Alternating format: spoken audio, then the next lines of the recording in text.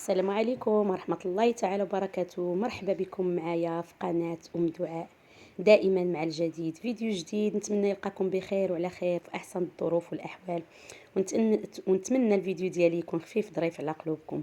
اليوم غنحضر معكم بسيطلات بعجين المسمن، تيجوا رائعين، ومع كيكة بالفلون تتجي حتى هي بنينة بزاف. نبداو على بركة الله، بسم الله. أنا باش ما نطولش عليكم الفيديو، انا هنايا راني وجدت الخضيره ديالي. عندي، سمحوا لي هنا ما باينش، عندي هنايا الجزر محكوك، وعندي القرعه محكوكه، وعندي لي زيبينار، وعندي البصله قطعتها. انا هنا سمحوا لي هنا مبيناش لكم المقله. غادي نضيف عليها العطريه، تجي بنينه هاد البسيطلات بعجين المسمن. ضفت هنايا شويه الابزار، شويه الكركم، شويه ديال السكينجبير، وغادي نوضع شويه من بودره الثوم تعطيها واحد المذاق زوين. كانت متوفره، ما كانتش متوفره معليش. وغادي وضعت في الاول شويه ديال التحميره، وغادي نوضع العطريه ديال السمك. العطريه ديال السمك تتجي بالبنه ديال السمك وتتجي رائعه، تتجي بنينه بزاف، مقرمشه. واخا غير بعجين المسمن تيجوا انايا وليداتي ومول الدار عندي تسحب لهم، درتها بالورقه ديال البسطيله، ولكن درتها غير بعجين المسمن، ولكن راه جات مقرمشه. صافي، وضعت قليل من الزيت وصافي. غادي نوضع نيشان الكل انا راه وضعت حتى القزبر والمعدنوس. صافي، هنايا وضعت العناصر كلها مع بعضياتها في دقه واحده. وهذا ونسيت ما قلت لكمش، وضعت لي شو، او كل واحد شنو تيقول ليه، المكور حتى هوايه. تجي لذيذه بهاد الخضار، القرعه، لي شو، لي زيبينار، خيزو. المهم انا حيت وليداتي ما تيبغوش ياكلوا ليا الخضار بحال هكا، ضروري تندخلها لهم في هذا الشيء تياكلوها وما تجيش باينه. المهم تياكلوها ليا. صافي، غنبقى مستمره حتى نشحر الكل جيدا. ودابا مع الجو بدا تيسخن شويه، قلت نشارك معكم هاد الوصفات اللي تنحضر لوليداتي. بغيتو ديروهم في الكوتي، بغيت تخلوهم حتى العشاء وترافقوهم بشي عصير ولا بشي حساء، تيجوا لذاذين. نتوما وليكم حسن الاختيار. صافي، غنبقى مستمره حتى غنشحر الكل جيدا، ومن بعد ما غنشحرهم غادي نضيف عليهم هنايا. من بعد ما شحرت الكل جيدا غنضيف عليهم الشعريه الصينيه، راني رطبتها من قبل في الماء، وغادي نقطعها. راني قطعت، تيبقى لي غير داك التحتيلي ما مقطعش. صافي، تنقطعها مزيان وتنحرك الكل جيدا. اللي من بعد غادي نضيف عليهم طون ديال مطيشه بالحار، تيعطيهم واحد المذاق رائع. تيجوا بحال فيهم الحوت، واخا هما ما فيهمش الحوت، تيجوا بنان بزاف ولذاذ، بالاخص لا تكالو ويكونوا باقي مقرمشين وسخان. صافي، تنستمر نحرك الكل جيدا.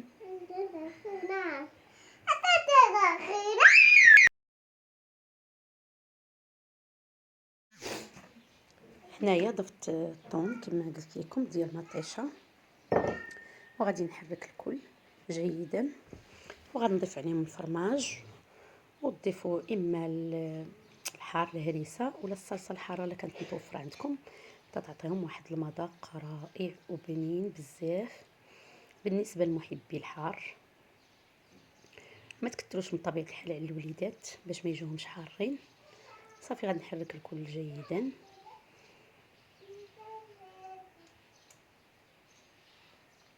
انا وجدت الحشوه هي الاولى باش تبرد ليا.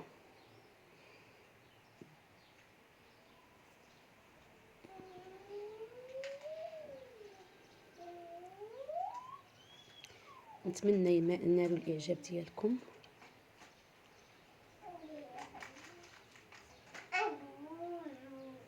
انا ما كثرتش بزاف باش ما يجونيش حارين بزاف.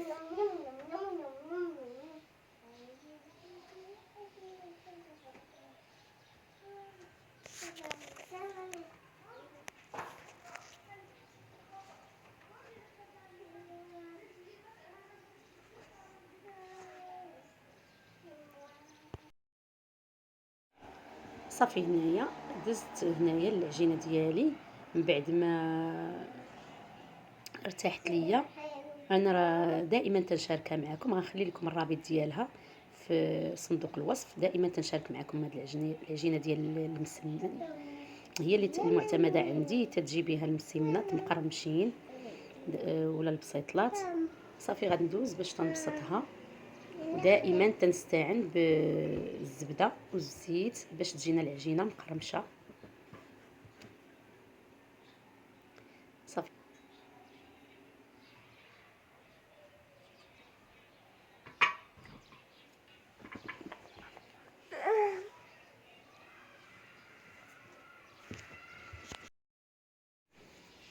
صافي هنايا تنقطعها بالقطاعه كما لاحظتوا. راني سرحتها حتى تيبان سطح العمل، وغادي ندوز باش غادي نقطعها بالقطاعه وباش نديرها في شي طويصه وندير فيها الحشو ديالي. هانتوما قطعتها على شكل مربعات. تنعاود نبسطها مزيان، ودائما تنستعنوا بالزبده. الزيت نسرحوها به في الاول وصافي، وتنوضعوا الزبده. صافي نستعت بهاد الزليفه هذه هكا صغيره، وغادي نسرح العجين ديالي وغادي نوضع الحشو. الحشو تيجي معلك بعد ما ضفنا فيه الفرماج وديك العطريه ديال الحوت. صافي هنا من بعد ما وضعتها في هاد الزليفه عندي صغيره، فاش ما توفر عندكم غير باش تيعطونا نفس القياس، تنحاول تنجمعها بحال هكا وتنحيد الزائد اللي كاين. ها نتوما كما تتلاحظوا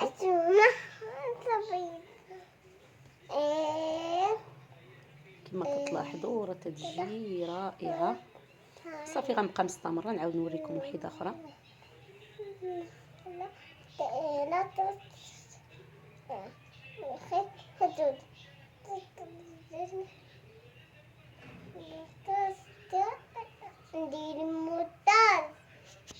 هنايا عاود درت معكم وحده اخرى. شوفوا تنجمع الجوانب هكا، تندير دوك البليه اللي تجمعوا لي الجوانب. صافي ونحيد لك هادشي زائد وصافي. ها هما هي البسيطلات تاعنا راه تيجوا نفس المقاسات.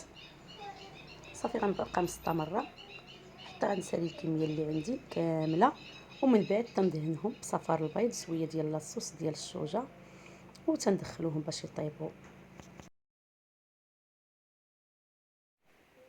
صافي هنا ها هما البسيطلات توعي. من بعد ما ساليتهم انا راني شعلت الفران، درتو على درجه الحراره 200 درجه،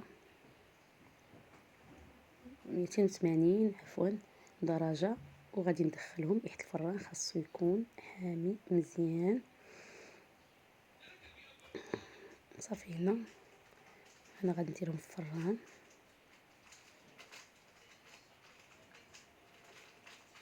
شعلته من التحت حتى تيبان لينا بداو تيديروا حتى نديرو من الفوق. صافي انا هنايا من بعد ما طابوا لنا البسيطلات تاعنا هما هادو، انا غادي نقدمهم في هاد الطبسيل. راه تيجوا مقرمشين، تيجوا رائعين. شوفوا الشكل تاعهم كيفاش جا، باقيين سخان بزاف.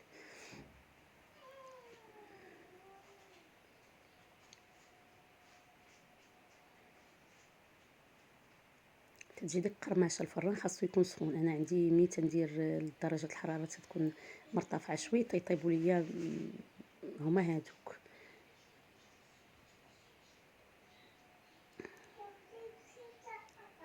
صافي هنايا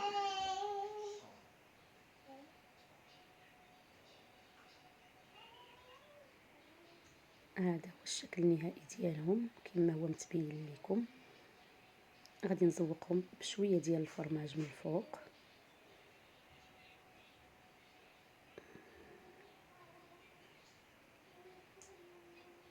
سمحوا لي على الفيديو، راني نايضه ندير كوزينه باقا ما جمعتهاش لانني هادو انا وجدتهم للوليدات العشاء ورافقتهم مع واحد لاصوب.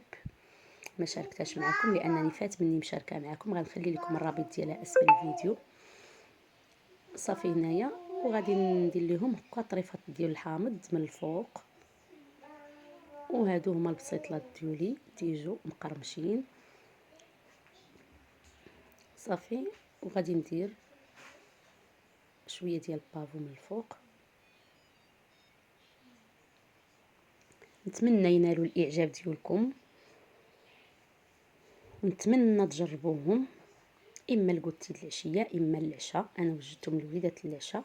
والكيك اللي غنشارك معكم هو اللي حضرته لهم العشيه. جا لذيذ كيك ديال الفلون كراميل حتى هو تيجي لذيذ بزاف. انايا سمحوا لي هنايا اللقطه ديال الكيك مشات ليا ما لقيتهاش، ما عرفتش كيفاش، يمكن مسحتها ولا، ولكن غنقول لكم المقادير ديالو. هنايا الكيك فيه 3 ديال البيضات. انا كان عندي البيض كبير شوي وضعت غير 2 ديال البيضات، وضعت كاس ديال الزيت، كاس ديال السيده، وكاس ديال الحليب، وجوج خمارات، وواحد فاني، وجوج فلون كراميل. انا خديت غير الزيت والحليب والسكر سنيده وجوج فلون كراميل، طحنتهم مزيان في المونيليكس، ونقصت منهم كاس لاروب ديال هاد الكريمه تنزوقوها منها، ولكن جات لذيذه بزاف. وصافي غادي اللي من بعد ضفت البيض في الخلاط الكهربائي. عاد من بعد ضفت الدقيق حسب الخليط، تقريبا 2 كيسان. وكاين الدقيق اللي ما تيهش 2 كيسان، الخليط اللي ما تيهش 2 كيسان، 2 كيسان لاروب. المهم على حسب الخليط دائما. ووضعت الخمارات صافي ودخلتها للفرن طابت. من بعد ما طابت هذا هو الشكل النهائي ديالها. سمحوا لي بزاف لان مشى لي المقطع.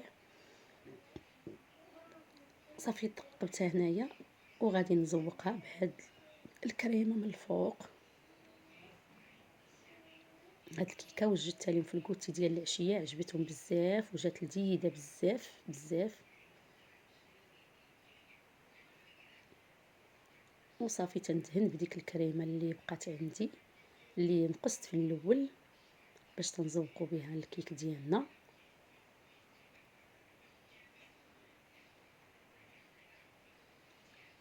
تتوضعوا 2 فلون كراميل. كان توفر عندكم الكريم الكبير اللي فيه السكر، تتوضعوا غير واحد، ولكن تنقصوا من السكر ثانيه لان هذاك تيكون حلو. صافي هنا من بعد ما دهنتها هكايا غنخلي لكم مقادير ديالها في صندوق الوصف ان شاء الله. ونخلي لكم مقادير ديال لاصوب اللي رافقت بها البسيطلات ديولي، حتى هي راه تجي رائعه. لان بحال هذا العشاء تنحيروا اشنو تنوجدوا. اللهم كل فيما نوجد شي اقتراح للوليدات ديولي العشاء، لان وليداتي تيبغوني ننوع عليهم شويه. غادي نشاركو معكم لا كان متوفر الوقت من طبيعه الحال. صافي هنا وضعت لاصوص ديال الشوكولات غير مصايباها غير في المنزل، زوقت بها. وصافي هذا هو الشكل ديال الكيكه ديالنا كي تجي. غادي نحاول نوضع غير خطوط بحال هكا. صافي وغادي ندخلوها حتى تبرد، عاد غادي نقدموها. المهم انا غادي نشارك معكم الاقتراحات اللي وجدت هما هادو. شوفوا هنايا كي تيجي وداك المناظر من الفوق تيشهي. شوفوا انا هنايا راه بغيت نقسم معكم وحيده باش نوريها لكم. الابنه تاعي الصغيره تقول لي عطيني ماما وحيده، عطيني وحيده، ما خلاتنيش باش نوريكم. شوفوا هنا الشكل كيفاش تيجي رائع. انا وجدتهم هادو في العشيه من طبيعه الحال، ولكن خليتهم ما حطيتهمش ليهم، خليتهم حتى للعشاء عاد حطيتهم ليهم لانني وجدت لهم كيك في العشيه. وهذا هو الشكل ديال الكيك ديالنا. هانتوما كما تتلاحظوا هاتي البنيه تاعي قالت لي عطيني كيك، جالسه فوق الشليه تتسنى.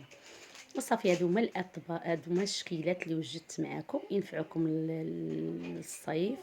نتمنى ينال الاعجاب ديالكم، ونتمنى الفيديو ديالي يكون خفيف على ظريف على قلوبكم. وما تنسونيش من لي جيم ومن الكومونتير الزوينين ديالكم، وتبارطاجوا الفيديو مع الاهل والاصدقاء باش تعم الفائده للجميع. وتبارك الله عليكم.